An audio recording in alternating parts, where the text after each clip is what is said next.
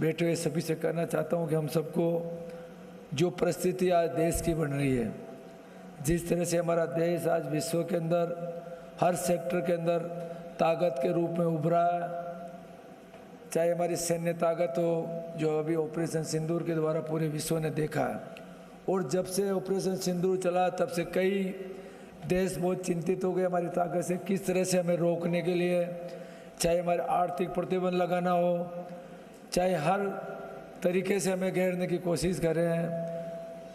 मैं सभी से कहना चाहता हूँ, विशेषकर जी मीडिया की, जो आज हमारे देश की स्थिति की, क्यों ना हमारा यहाँ पे स्थानीय प्रोडक्ट हमारी खपत इतनी ज़्यादा कि क्या क्यों ना हम बाहर नहीं जाए, उसी को हम यूज में ले। इस चीज़ को अगर जी मीडिया ज़्यादा से ज़्यादा लोगों के अंदर इसको दिखाएंगे तो ज़रूर हमारे देश को ताकत मिलेगी, हमारा देश आर्थिक रूप से समृद्ध होगा।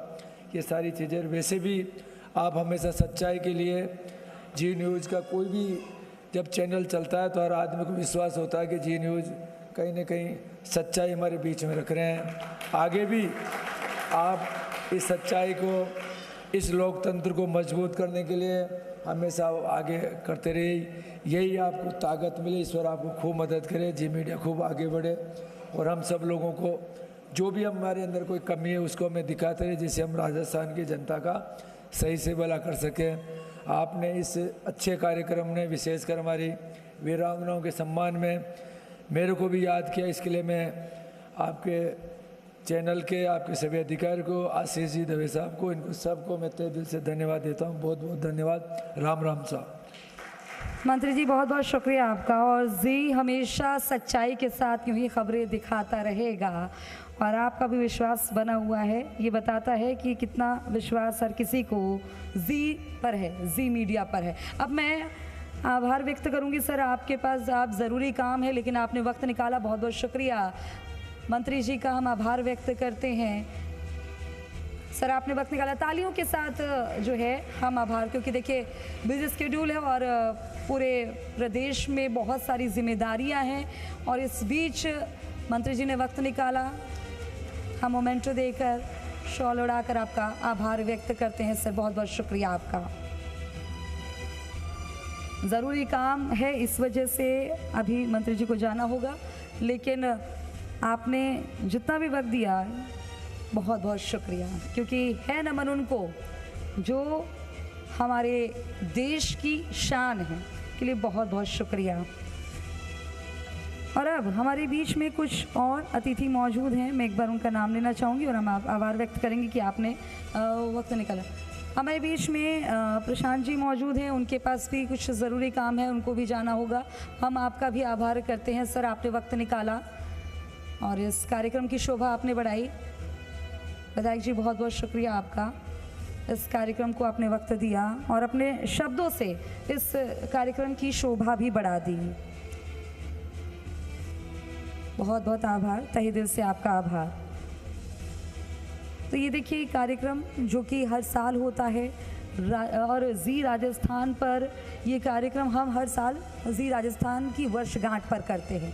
आज वही दिन है और ये दिन बहुत ही महत्वपूर्ण है। हमारे स्पॉन्सर्स हमारे साथ हैं जो कि लगातार आप देख लेंगे, और यहाँ मौजूद जो अतिथि हैं, जो जवान मौजूद हैं, ये कार्यक्रम देखिए आप लोगों की वजह से ये और जानदार हो गया, सुरक्षित हो गया, क्योंकि आप लोगों की वजह से हम लोग सुरक्षित हैं और कहीं भी आ जा सकते हैं, खुली हवा में सांस लेते हैं, क्योंकि आप लोग हैं तो हम लोग बेफिक्र हैं।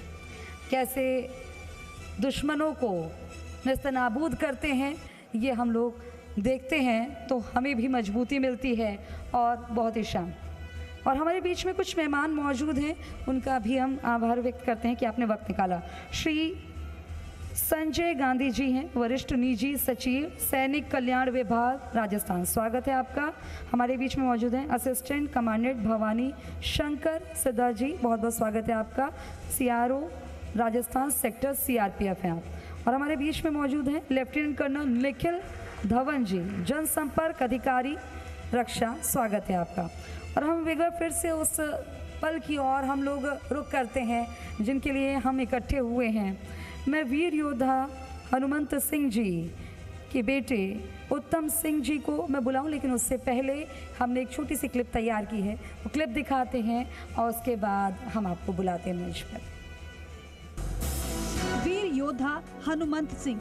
हनुमंत सिंह हिंडौन सिटी के श्री महावीर जी तहसील के अकबरपुर गांव के निवासी हनुमंत सिंह सीआरपीएफ की 159वीं बटालियन में तैनात थे।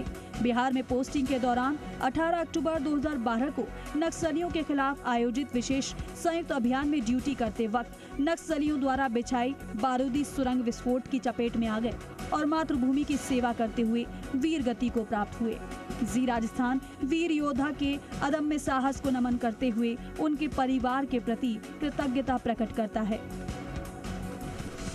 उत्तम सिंह जी से हम आग्रह करेंगे कि आप मंच पर आएं और आप वीर सपूत के पुत्र हैं, वीरता आपके खून में है।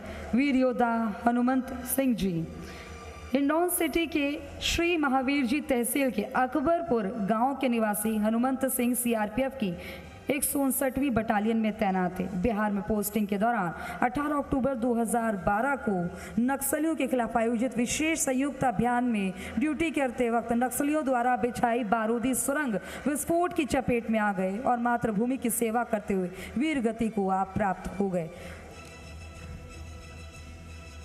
और कड़ी में आगे बढ़ूंगी। वीर योद्धा हेमराज जाट जी के हम एक छोटी सी क्लिप दिखाते हैं, उनकी वीरता को दिखाते हैं और आपकी माता जी यहाँ पर मौजूद हैं जिनको हम नमन भी करेंगे, उनको हम सलाम करेंगे और उनको हम मंच पर बुलाएंगे। पहले एक छोटी सी क्लिप तैयार की दिखाते हैं।